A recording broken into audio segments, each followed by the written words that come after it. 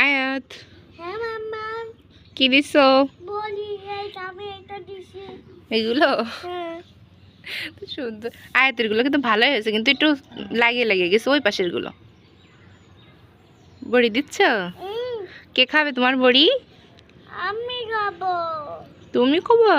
হ্যাঁ কিসির বড়ি বলো তো নিয়ে? এটা ডালের বলি। তো ভালোই তো বুঝেছে। ডাল আর কি? কুমড়ো?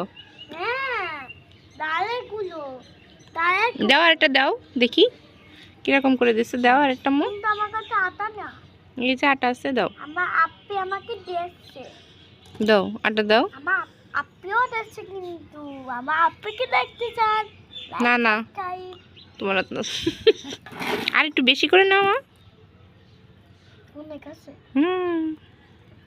বড়ি কি খাওয়া যাবে না তুমি যেগুলো দিচ্ছ?